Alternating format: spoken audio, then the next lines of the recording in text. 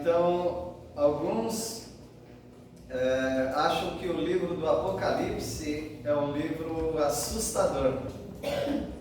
Agora, pensa bem. Esse texto que o irmão Zé de Paula leu, ele é um texto muito assustador. Vocês não acham? Sim. Antes de sair a palavra aqui na língua, Deus já sabe. Se eu quero me esconder de Deus, abrir um buraco lá para o abismo, Ele vai lá, faz a cama lá. Se eu tento subir com asas de águia, Ele está lá, Ele me acha. Que é uma coisa mais assustadora do que isso? Você não poder fazer coisa errada, porque Deus sabe onde você está. Então o livro do Apocalipse, ele pode ser assustador para alguns que pensam apenas nos chifres, no rabo de escorpião, nos cavalos, os 4 cavaleiros do Apocalipse, né? da meretriz e tantas outras coisas que são horríveis, né? de pensar, só para as pessoas que pensam de uma maneira visual. Mas outros textos da Palavra de Deus são tão assustadores ou mais do que o livro do Apocalipse. O livro do Apocalipse é um livro que alguns têm curiosidade, apenas isso. Querem conhecer o Apocalipse, mas não querem conhecer toda a Bíblia. Uma vez alguém me falou que ele não cria no Deus do Velho Testamento, que é um Deus que mata muita gente. Ele cria no Deus de amor do Novo Testamento. Aí eu falei para ele, olha, o Apocalipse você acha que é no Velho ou no Novo Testamento? Não, é no Novo Testamento. Todo mundo conhece Gênesis e Apocalipse, né? Primeiro livro da Bíblia, último livro da Bíblia. Eu falei, então, Apocalipse é no Novo Testamento. Você sabia que ele mata mais gente do que em todo o Velho Testamento? Porque o nosso Deus vai julgar a terra. E muitas pessoas vão morrer. A terra vai ser destruída. A terra foi destruída parcialmente, né? ou temporariamente. A terra ficou inutilizada por causa das águas. Mas Deus vai, no Apocalipse, nós vemos que Deus vai destruir a terra completamente com fogo. Então, o livro do Apocalipse é um livro que poderia ser mesmo assustador para algumas pessoas. Algumas pessoas acham que o livro do Apocalipse é um livro que já passou. São coisas que já aconteceram. Por exemplo, quando o anticristo vem e persegue aquelas pessoas, isso foi o imperador Nero. Nero perseguiu as pessoas. Eles acham que muitos acontecimentos, ou todos os acontecimentos do Apocalipse, já aconteceram. E agora então fica apenas como um ensino para nós. Não! O Apocalipse é dividido em 3 partes. As coisas que são, ou melhor, as coisas que viste. João viu Jesus na ilha de Patmos. As coisas que são as 7 igrejas do Apocalipse, as quais Jesus, não foi João que escreveu, não, foi Jesus. Jesus escreve. E as coisas que hão de acontecer. Eu sei que a gente não usa isso mais em português, né? Hão. Mas hão quer dizer o quê? Que irão acontecer. Então essas coisas ainda não aconteceram. E eu quero convidar você para essa introdução ao livro do Apocalipse. Então Apocalipse vocês sabem achar, o último livro da Bíblia, né? Em cada capítulo, eu quero mostrar alguma coisinha, alguma curiosidade, alguma dificuldade talvez. Nós vamos estudar melhor, tá bom?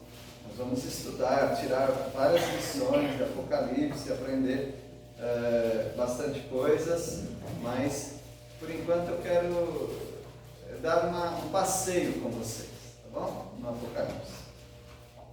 A partir do capítulo 1, tá bom? Então, no capítulo 1, versículo 3, eu quero dizer para você que quem lê o Apocalipse não fica louco. Pode ficar tranquilo, tá? Pode ler o Apocalipse, não fica louco, porque isso já foi falado por algumas pessoas. Versículo 3, eu vou dar oportunidade para os irmãos lerem, então vai ter bastante versículo para ler aí, né? Mas agora o versículo 3, alguém quer ler? Bem-aventurado aquele que lê e os que ouvem as palavras dessa profecia e que guardam as coisas que nela estão escritas, porque o tempo está próximo. Bem-aventurados, felizes, não loucos, mas felizes. Então você faz muito bem em ler o Apocalipse, mas eu não entendo nada, não tem problema. Você estudou matemática? Não estudou? Sua vida toda na escola você estudou matemática? Vai dizer que você sabia o que você estava fazendo. Você estuda tanta coisa que você não entende, você lê tantas coisas que você não entende, e quando chega na hora de ler a Bíblia, você vai dar essa desculpinha. Eu não leio porque eu não entendo. Leia.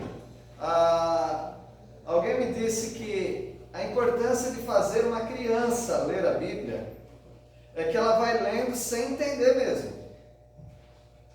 Mas quando ela estiver com mais entendimento e algum professor da Palavra de Deus, ou algum pregador, falar de um assunto, opa, vem na mente dela, porque ela leu.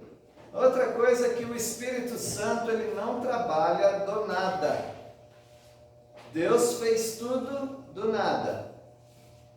Mas para ele trabalhar a sua fé, é sempre baseado em alguma coisa, não no nada. E qual é a coisa que o Espírito Santo usa para edificar a sua vida, para amadurecer o seu conhecimento, que é a Palavra de Deus? Portanto, leia a Bíblia. Leia a Bíblia. Entendendo, não entendendo, gostando, não gostando, leia a Bíblia. Bem-aventurados aqueles que leem, aqueles que ouvem e aqueles que guardam as coisas nela escritas, pois o tempo está próximo. Esse é um dos ensinos do capítulo 1. Capítulo 2 agora,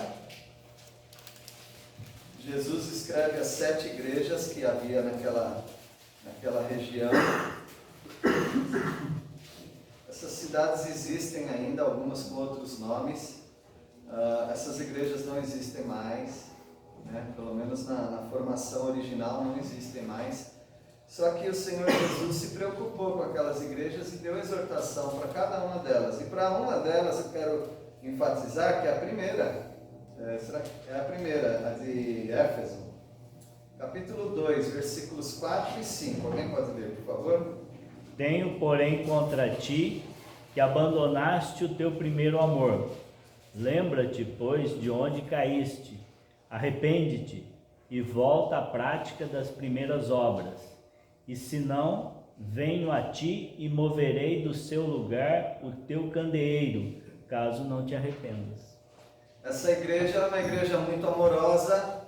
O apóstolo Paulo já havia falado do amor que essa igreja tinha. Porém, essa igreja abandonou o primeiro amor, como talvez alguns que você conhece, ou talvez você mesmo, tenha abandonado o primeiro amor. Aquele ardor de conhecer a Jesus e quase que sair pulando, pegando as pessoas na rua e quero falar de Jesus para você, aquele ânimo que nós tínhamos. Se aconteceu de você perder essa empolgação, essa alegria, esse primeiro amor, tem uma receita simples. Primeiro, lembrar. Lembrar do quê? Onde? Da onde você caiu. Tem um ponto de intersecção ali. Em algum momento aconteceu alguma coisa. Talvez foi um processo, é verdade. Mas talvez teve um gatilho, onde você começou a abandonar Deus. Lembra-te de onde caíste. Depois, arrepende-te. Fala para Deus, eu errei, eu pequei, e eu quero mudar a minha mente sobre esse assunto. E terceiro, volta à prática das primeiras obras. É isso. Lembrar, se arrepender e voltar. Uma grande bênção isso, né? Para nós. Aí no capítulo 3 nós temos algum ensino também de uma outra igreja. Agora eu quero enfatizar a igreja de Laodiceia. A igreja de Laodiceia. A igreja de Laodiceia se achava o máximo. A igreja de Laodiceia falava, eu estou rico, ou rica, né? Estou abastada, não preciso de coisa alguma. Mas essa igreja tinha 3 deficiências. Nas 3 forças que ela achava que tinha, Deus estava vendo 3 deficiências. Talvez naquilo que você acha que você é forte, talvez esteja aí a sua deficiência. Talvez você pense assim, eu tenho uma força, eu sou muito inteligente. Talvez seja aí a sua queda. Eu sou uma pessoa muito extrovertida, fácil de me comunicar. Talvez aí esteja a sua queda. Eu sou uma pessoa que, graças a Deus, eu luto com o suor do meu rosto, eu trabalho e eu ganho bem. Talvez esteja aí a sua queda. Então veja essa igreja, capítulo 3, versículo 17 e também 18. E para cada deficiência tem uma solução. 3, 17 e 18. Você diz, sou rico, estou bem de vida e não preciso de nada. Mas você não sabe que é infeliz, sim, miserável, pobre, cego e nu. Aconselho que você compre de mim ouro refinado pelo fogo, para que você seja de fato rico. Compre vestes brancas para se vestir, a fim de que a vergonha de sua nudez não fique evidente, e colírio para ungir os olhos, a fim de que você possa ver. Então essa igreja não é rica, abastada, não precisando de nada, mas era uma igreja infeliz, uma igreja miserável, pobre, cega e nua. Mas Deus fala, olha, para sua pobreza adquira o ouro. A palavra de Deus diz que a Bíblia diz que a palavra de Deus é como ouro refinado, ouro fino. Para sua cegueira, adquira de mim o colírio. Dizem que era uma cidade que produzia o melhor colírio da região. E para sua nudez, adquira as vestes da justiça, que é em Cristo Jesus.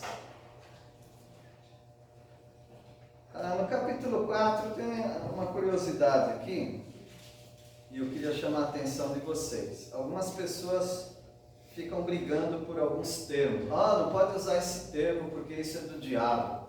Não pode usar isso porque a origem disso é maligna. Eu não sei se tem que ficar preocupado com tantas coisas assim, sabe por quê? Porque Deus, Ele emprestou das culturas pagãs alguns termos.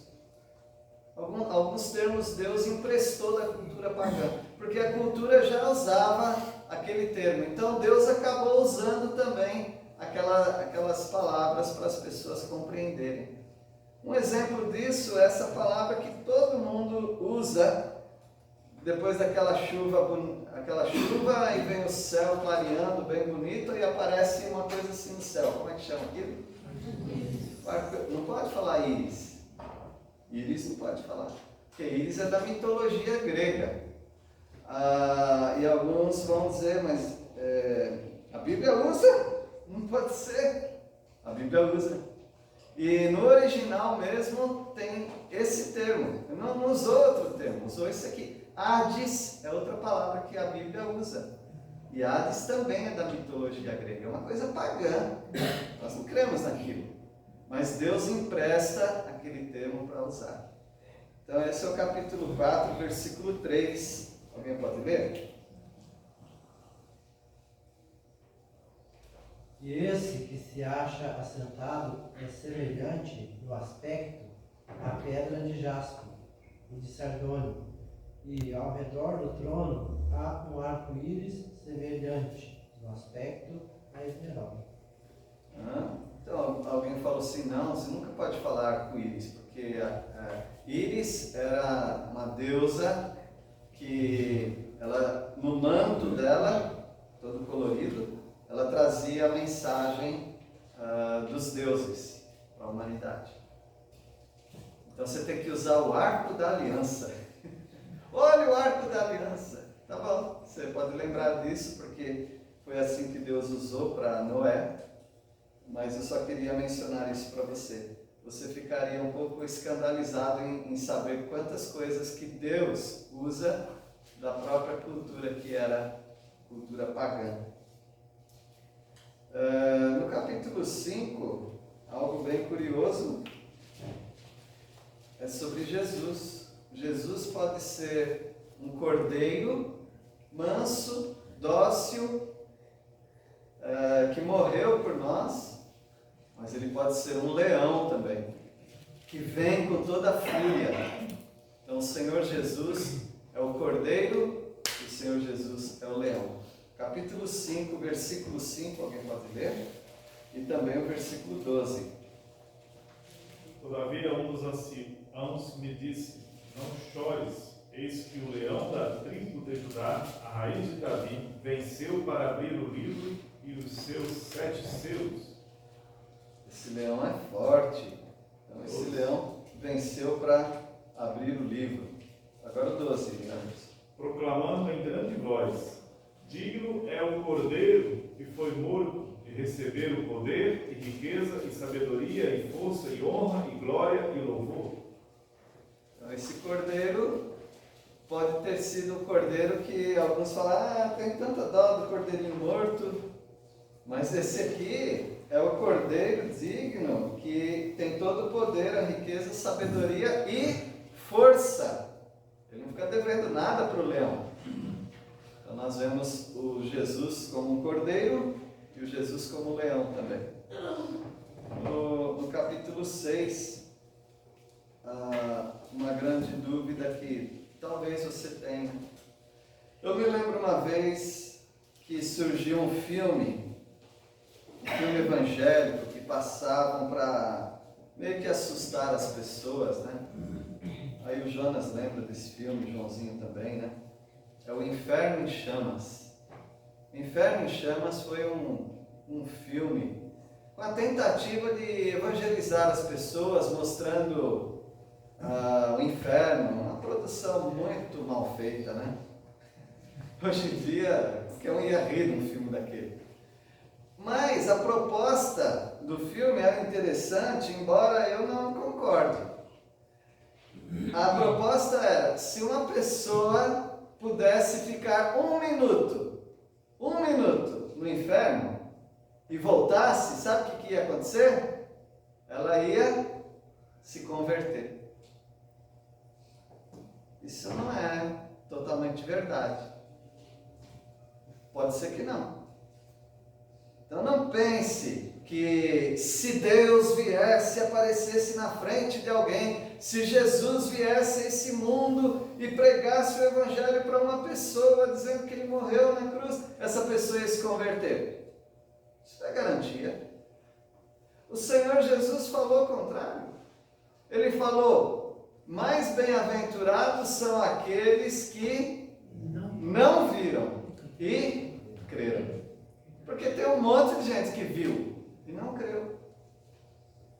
Então, esse versículo nos mostra que a pessoa pode estar em intenso sofrimento e ela ainda vai blasfemar contra Deus. E aqui é o capítulo 6, versículo 16.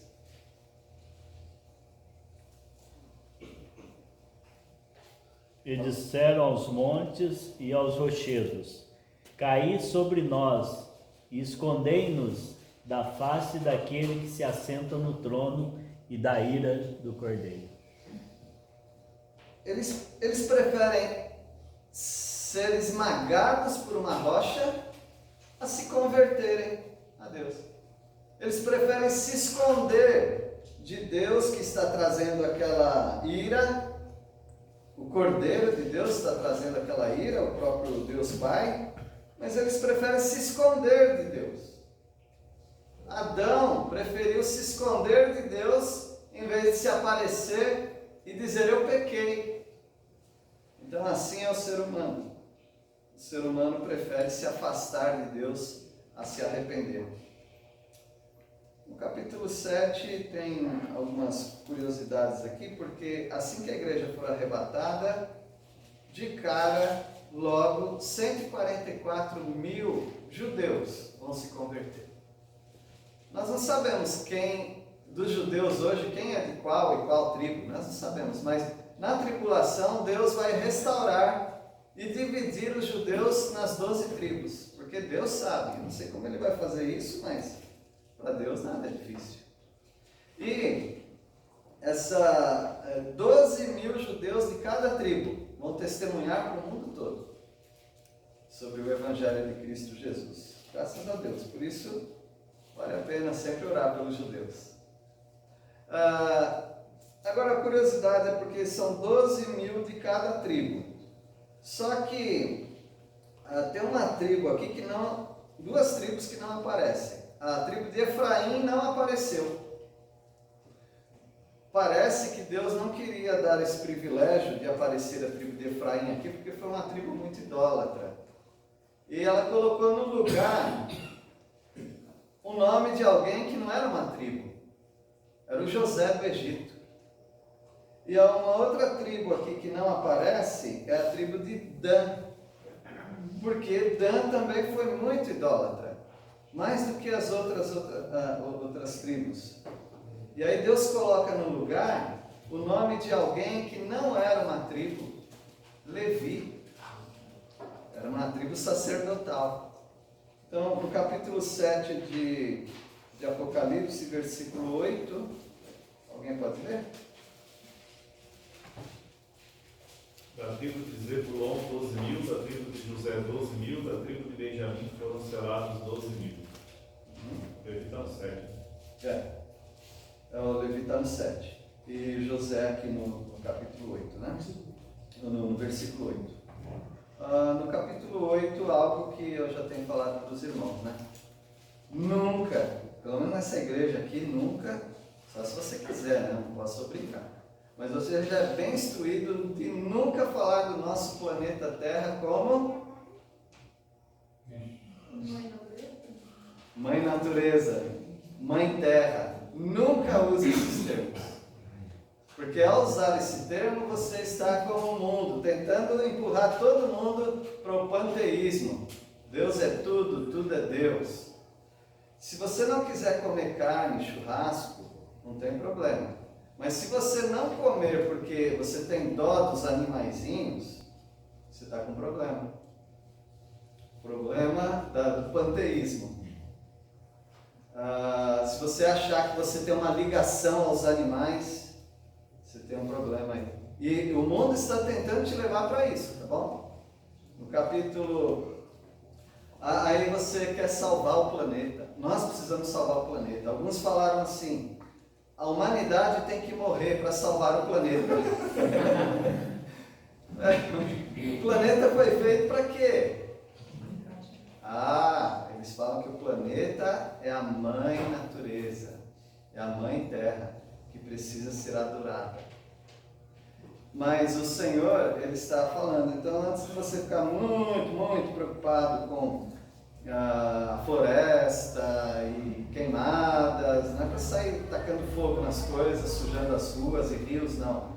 Mas veja no capítulo 8, versículo 7. Alguém pode ler? O primeiro anjo tocou a trombeta, e houve saraiva e fogo de mistura com sangue, e foram atirados à terra. Foi então queimada a terça parte da terra e das árvores, e também toda a erva verde. A ONU não vai poder fazer nada, viu? Deus vai queimar as árvores, a terça parte. Deus vai poluir a terça parte das águas potáveis. Deus vai ser o grande poluidor do planeta, que é dele, ele que fez. E Deus finalmente vai destruir esse planeta. Então nós aprendemos sobre isso. Então fica bem esperto sobre essas agendas que eles querem colocar na sua cabeça, tá? Porque senão você vai acabar achando que Deus é o vilão da história.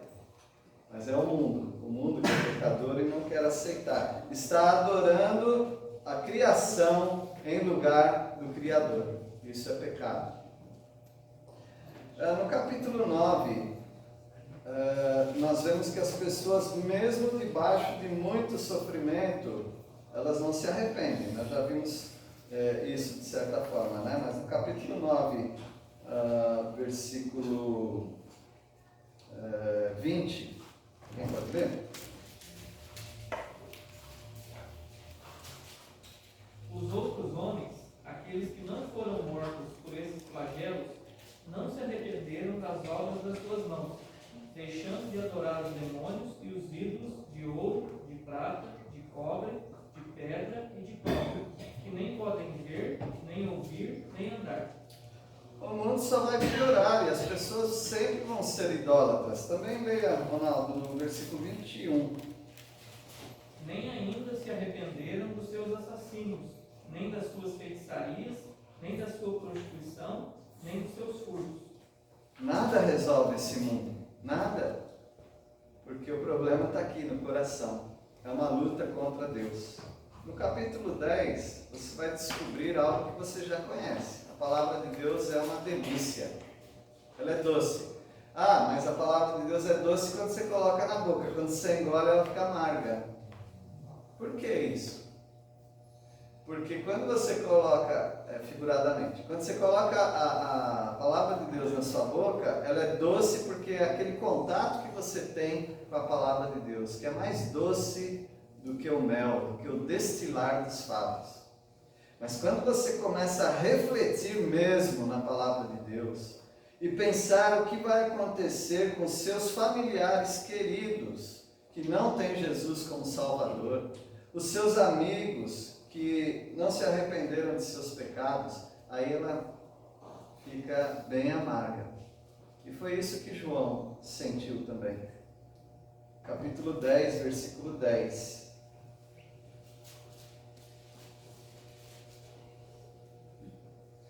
Tomei o livrinho da mão do anjo e o devorei, e na minha boca era doce como mel. Quando, porém, o comi, o meu estômago ficou amargo. É isso. No capítulo 11, você vê um Natal satânico. O Natal é uma época bonita, né? O pessoal entrega presente um para o outro. Alguns por comércio. Mas nós procuramos sempre ajeitar essas datas, que às vezes são datas pagãs, nós tentamos ajeitar para servir para nosso propósito.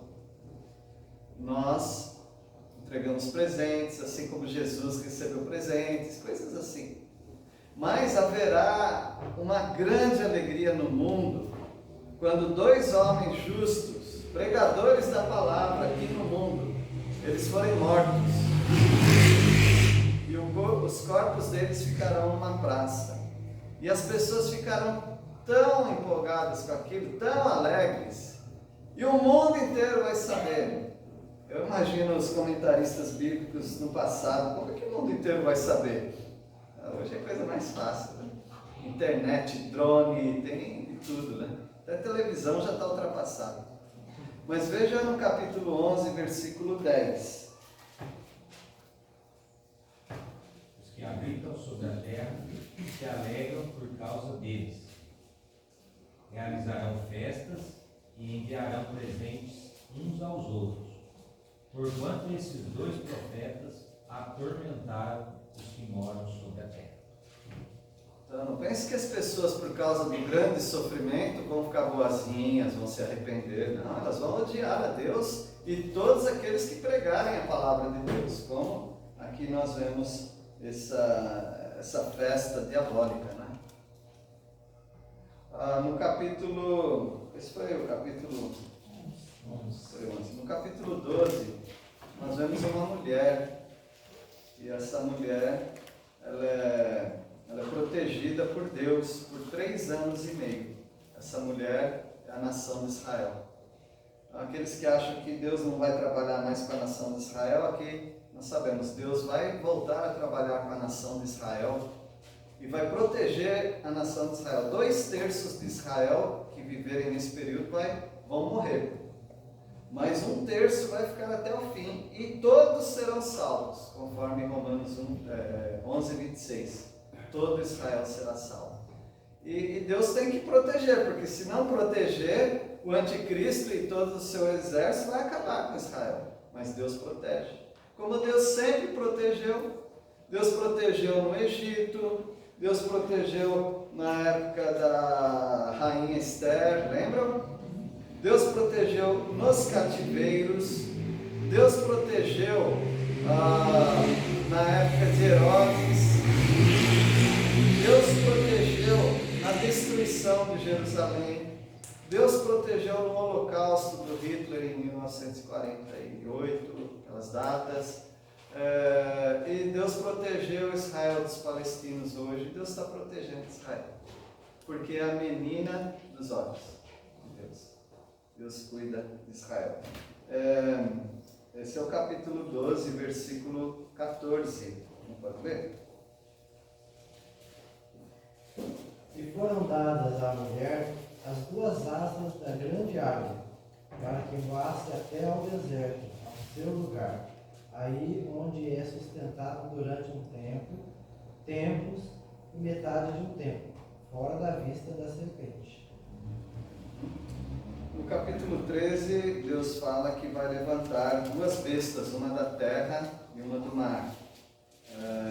Do mar quer dizer as nações. Então é um homem, um anticristo, vai ser o homem que vai enganar o mundo todo. E o engano vai ser muito grande. Veja no capítulo 13, versículo 17, como vai ser difícil. Se você acha que as coisas são difíceis hoje, imagina nessa época. Versículo 17, alguém pode ver? Para que ninguém possa comprar ou vender, senão aquele que tem a marca, o nome da besta ou o número do seu nome. As pessoas vão lutar muito para sobreviver. E no capítulo 14, nós vemos que um dia toda a terra vai ouvir o Evangelho. Vai ouvir o Evangelho de Cristo Jesus, que vai vir para a terra para instaurar o reino dele, estabelecer o reino dele. No capítulo 14, versículo 6, 14:6, alguém pode ler?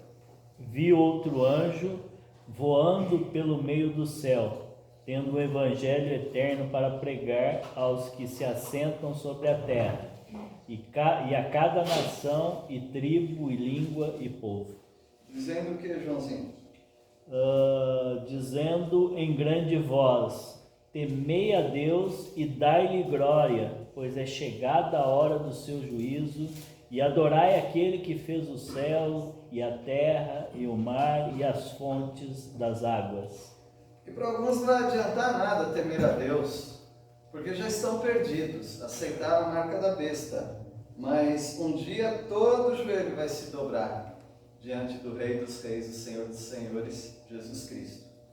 No capítulo 15, vocês lembram que Moisés atravessou o Mar Vermelho com o povo, não é? Saindo o povo da escravidão do Egito, do faraó, que atravessaram o Mar Vermelho.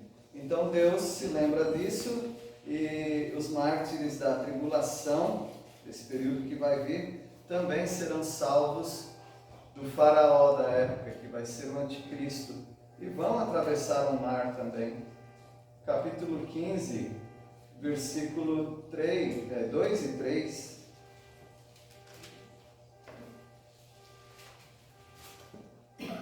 Então vi o que parecia um mar de vidro, misturado com fogo.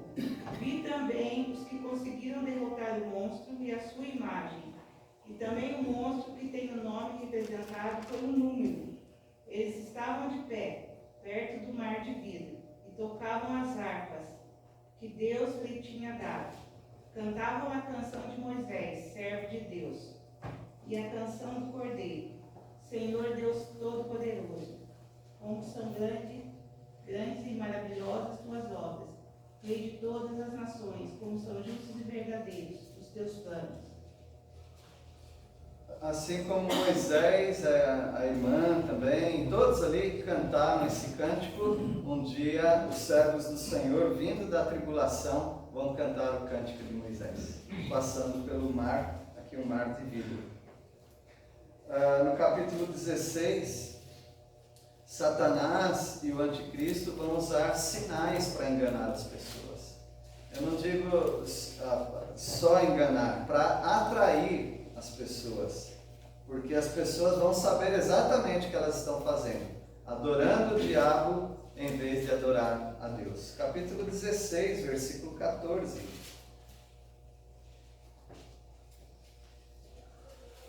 Porque eles são espíritos de demônios, operadores de sinais, e se dirigem aos reis do mundo inteiro com o fim de ajuntá-los para a peleja do grande dia do Deus Todo-Poderoso.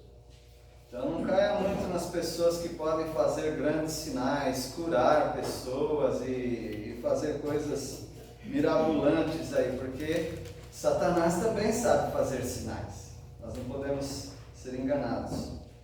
No capítulo 17 nós vemos que não existe aquela luta igual tem nos desenhos animados que eu assistia, que o Jonas assistia, o Joãozinho assistia também, né? Estava pensando que agora a Deise leu um negócio de monstro e monstro. Nossa, Estava olhando aqueles desenhos japoneses, filme japonês. Dos japoneses lá, né? E os herculoides, você lembra dos herculoides? Do Mike Thorson, lembra? Tá vendo? Vocês lembram tudo? Se eu começa bem o assunto, ele começa a aprofundar demais. Naqueles desenhos era assim: o mal vem para lutar contra o bem.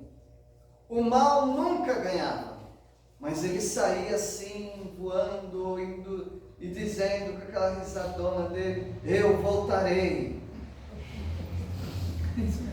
Não é? Nunca tem um fim, é igual a Marvel, nunca tem um fim. Sempre vai ter os mocinhos. Hoje em dia não tem mais mocinho, né? Mas tem os mais vilões do que os outros. Aí, sempre é uma luta. Um acaba com o outro, parece que agora acabou tudo. E aí dá a impressão, você assiste tanto Marvel, Thanos e tudo mais, que você pensa que Deus é assim também. Que Satanás está colocando Deus na parede, Deus está enfraquecendo. Nunca pense isso. Não tem esse cabo de guerra. Não tem essa luta que Deus está gemendo. Não existe isso. Deus é o grande vencedor. E Satanás é o grande perdedor, desde que ele foi expulso da presença de Deus. Então nós vemos no capítulo 17, versículo 14.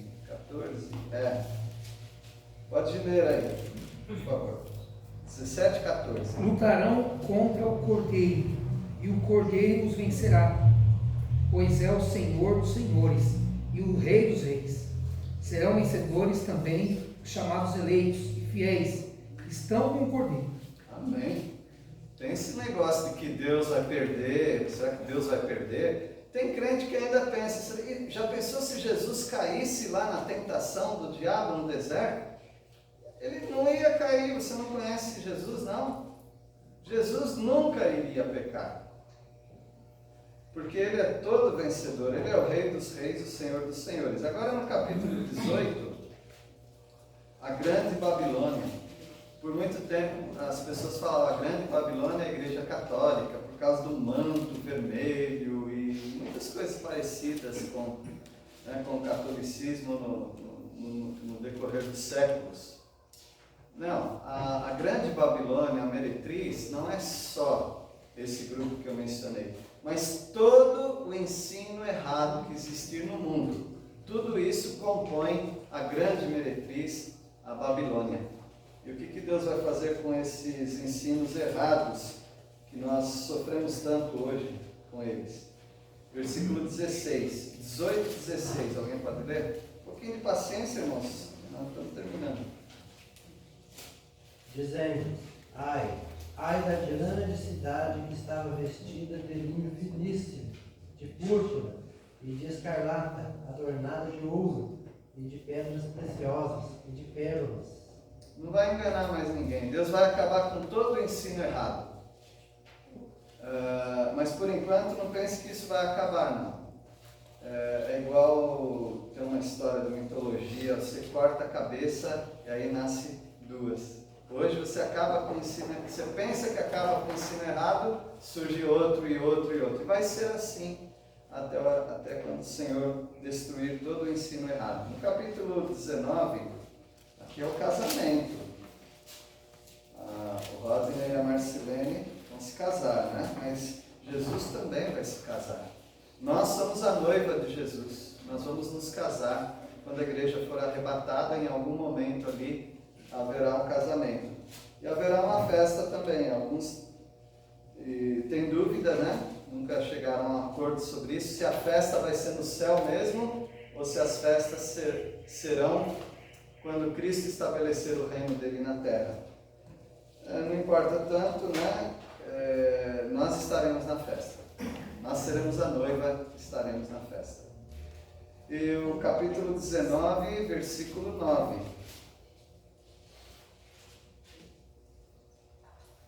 Então me falou o anjo: escreve, bem-aventurados aqueles que são chamados à ceia das bodas do Cordeiro. E acrescentou: são estas as verdadeiras palavras de Deus.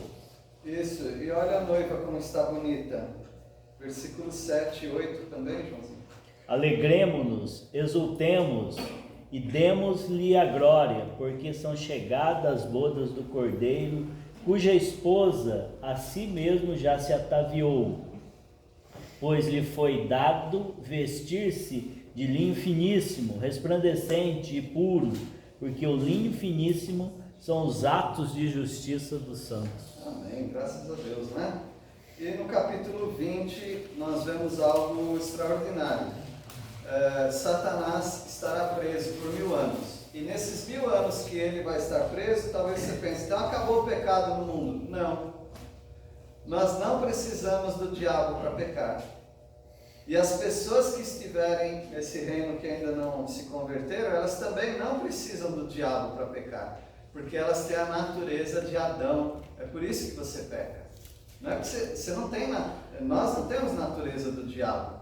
Ninguém tem natureza do diabo. As pessoas têm natureza de Adão, criatura de Deus, homem de Deus que pecou. E Satanás vai estar preso e as pessoas não vão ter desculpa. Eu peco porque é Satanás que fez eu pecar. Não, ele está preso. Você peca porque você gosta do pecado. E é o capítulo 20, versículos 7 e 8. Quando, porém, se completarem os 1000 anos, Satanás será solto da sua prisão e sairá a seduzir as nações que há nos 4 cantos da terra, Gog e Magog, a fim de reuni-las para a peleja. O número dessas é como a areia do mar. Como que ele acha tanto rebelde preparadinho? Porque eles já estavam se preparando com ódio no coração, mesmo que Satanás estava preso. E no capítulo 21, nos fala da eternidade com Deus. Só os salvos vão entrar.